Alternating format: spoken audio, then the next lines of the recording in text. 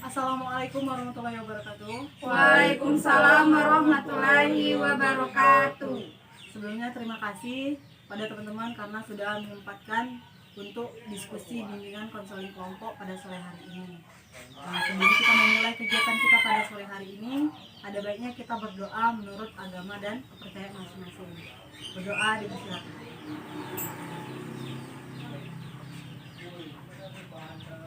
Berdoa selesai. Nah, sebelumnya saya akan menjelaskan bimbingan konseling kelompok itu apa. Teman-teman sebelumnya sudah tahu belum bimbingan konseling kelompok itu apa? Belum ya. Tapi udah pernah dengar kan? Sudah.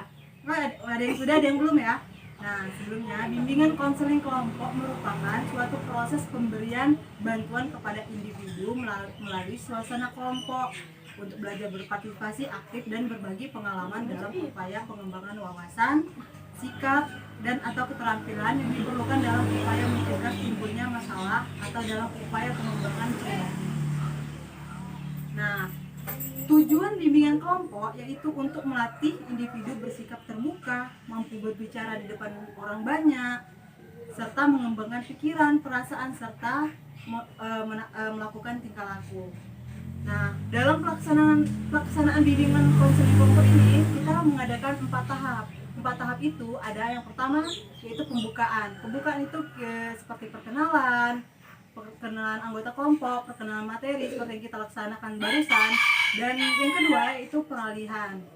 Dan yang ketiga ada tahap kegiatan, di mana itu adalah tahap inti dalam bimbingan konseling kelompok, dan yang terakhir adalah tahap pengakhiran, di mana konseling kelompok berakhir dan masalah telah terselesaikan dan upaya kesimpulan dalam kegiatan konseling kelompok. Nah, sebelumnya saya akan menjelaskan asas-asas yang kita perlukan dalam pelaksanaan bimbingan kelompok ini. Yang pertama ada asas kerahasiaan. Jadi teman-teman, ketika kita melaksanakan konseling kelompok atau bimbingan kelompok, kita benar-benar harus berjanji pada diri kita sendiri bahwa apa yang sudah kita diskusikan di sini adalah untuk kita sendiri, bukan untuk kita bagikan dengan orang lain atau untuk kita bocorkan dengan orang-orang lain.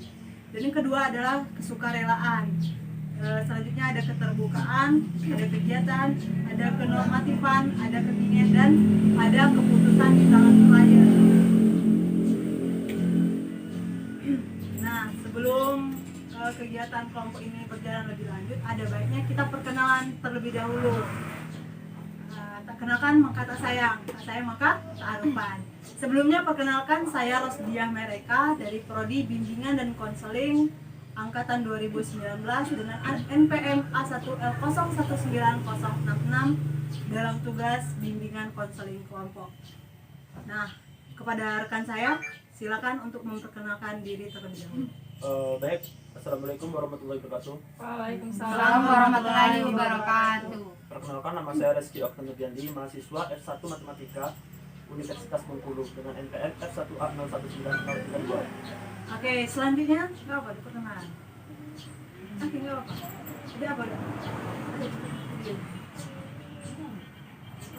Alhamdulillah. Perkenalkan, nama saya Yola Media Pitaloka dari Prodi D3 Kebidanan Poltekkes Kemenkes Bengkulu. Perkenalkan, nama saya Tiara Ade dari Sekolah SMA Negeri 4 Utara. Perkenalkan, nama saya Marsela Jitandung, saya berasal dari Universitas Bengkulu, Fakultas Ilmu Kesejahteraan Sosial. Perkenalkan, nama saya Lala Fitria dari SMA Negeri 4 Utara. Oke, ini berarti kita teman-temannya ada yang dari universitas, ada yang berbeda prodi, ada yang bahkan beda universitas, bahkan ada yang masih SMA. Tapi nggak apa-apa. Kita tetap bisa melaksanakan bimbingan konseling kelompok sesuai dengan materi yang akan kita bawakan pada sore hari ini. Nah, mungkin itu tahap pembukaan telah selesai, materi telah dijelaskan dan kita sudah melakukan perkenalan. Selanjutnya kita tahap peralihan. Di sini saya akan menanyakan apakah teman-teman sudah siap melaksanakan kegiatan bimbingan konseling kelompok? Ya. Insyaallah. Oke. Nah, selanjutnya kita akan memasuki tahap ketiga, yaitu tahap kegiatan. Nah, di sini topik yang akan kita topik yang saya selaku pemimpin kelompok bawakan adalah pernikahan dini. Sebelumnya tuh alasan saya membawakan tema ini karena saya melihat di daerah kita khususnya sudah banyak teman-teman kita sudah menikah kayak gitu kan, menikah di usia dini kayak gitu kan. Nggak 1-2 dong, mungkin teman-teman kelas kalian juga ada kan. Nah, jadi di sini saya akan melakukan kita akan mendiskusikan tentang pernikahan dini tersebut. Jadi teman-teman bisa menanyakan atau menjawab di dalam diskusi kelompok ini untuk aktif di dalam kegiatan ini.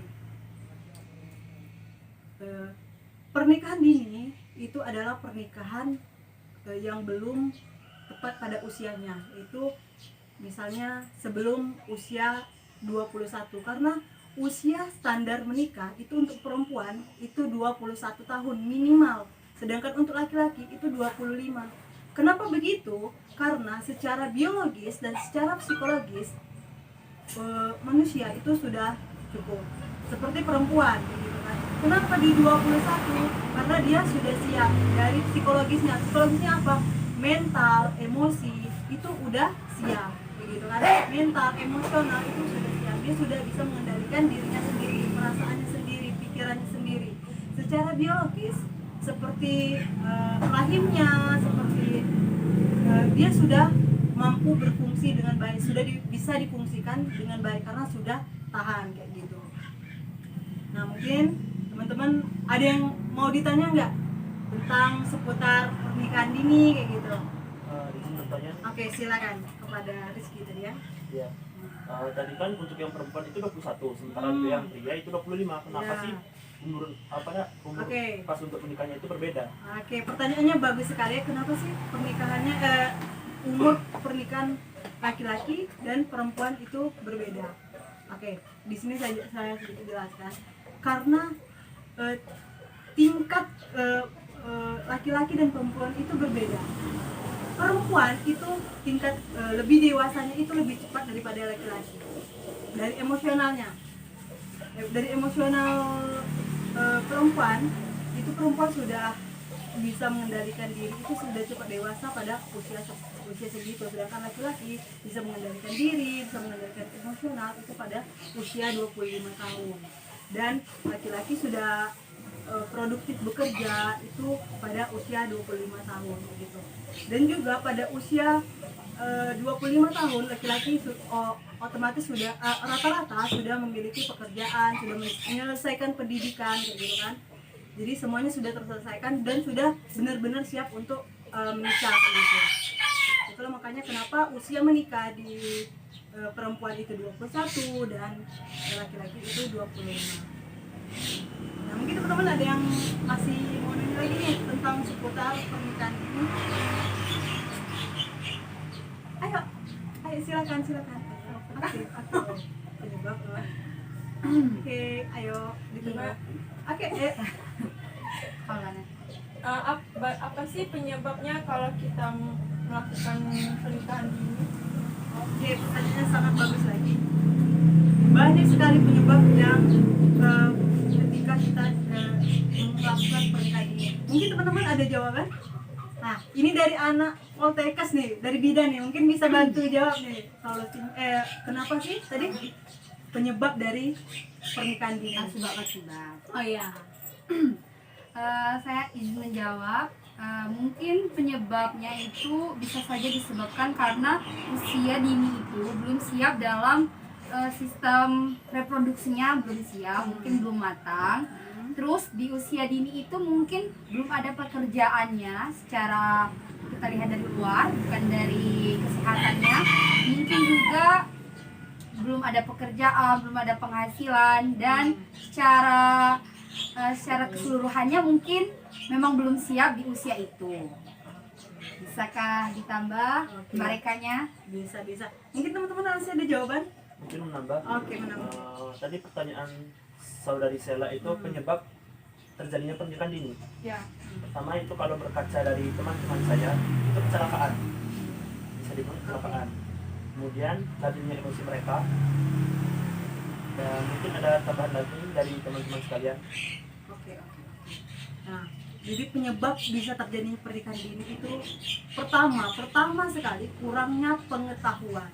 Karena kenapa? Orang-orang menikah dini dia tidak tahu apa sih akibat setelah saya melakukan itu. Dia tidak memiliki pemikiran yang panjang, dia tidak memiliki pengetahuan yang luas tentang pernikahan tersebut. Dia hanya melakukan saja tanpa dia tahu dia menikah itu untuk apa, tujuannya apa, kayak gitu. Dia menikah hanya untuk senang-senang, tapi bukan mengetahui apa sebenarnya tujuan dia menikah, apa yang harus dia lakukan setelah menikah gitu. Jadi yang menyebabkan seseorang itu pertama melakukan pernikahan ini adalah ketidaktahuan gitu kan. Dan yang kedua faktor lingkungan kayak gitu. Dia melihat orang-orang menikah dini juga dia terpengaruh kayak gitu. Juga pengaruh handphone teman-teman juga bisa loh. Karena kenapa? Karena dia melihat konten-konten seperti video porno kayak gitu kan. Jadi dia seperti ingin melakukan ya apa yang udah dia lihat Rasa kayak gitu. penasaran. Rasa penasaran kayak gitu.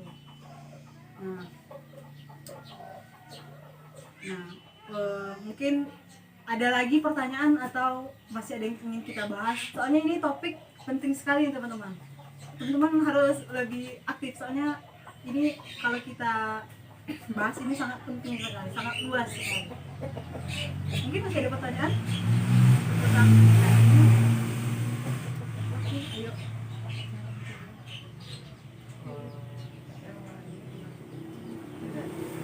Bertanya, Oke, yuk, Mbak. selanjutnya. Kita beralih saja, kan pernikahan dini itu memang tidak dibolehkan. Iya, Dan banyak rekan-rekan saya itu sudah menikah dini. iya. Nah, cara untuk mengatasinya, untuk kita memberitahu, kan dia sudah terjadi. Bagaimana cara kita untuk menanggulangi yang sudah terjadi itu? Oke. Jadi ini bimbingan konseling kelompok ini merupakan salah satu cara kita menanggulangi masalah itu. Karena kenapa kita memberikan informasi, edukasi kepada teman-teman bahwa pernikahan dini itu apa yang akan terjadi setelah kita melakukan pernikahan dini ke depannya gitu. Nah, ini merupakan salah satu cara. Terus memberikan informasi menarik seputar penyebab pernikahan dini seperti faktor cerai seperti yang sedang viral sekarang kan, baru sebulan menikah langsung cerai itu. Karena apa? Karena emosional, psikologisnya belum matang. Oke, mungkin masih ada pertanyaan lagi? Udah. Nah, jadi menurut teman-teman nih, setelah kita melakukan diskusi tersebut, apa yang udah teman-teman dapatkan? Atau kesan-kesan yang ingin ya inti kita kesimpulan dari bahasan kita tadi?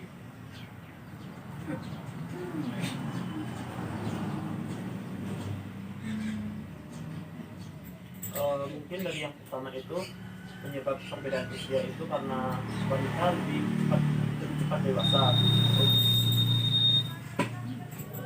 Wanita itu lebih cepat dewasa.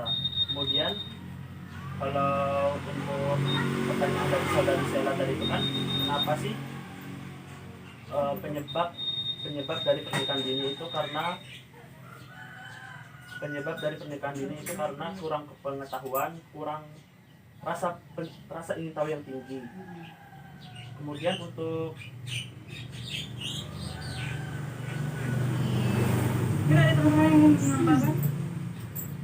Kita bisa mengetahui bahwa pernikahan dini itu sebenarnya bisa dicegah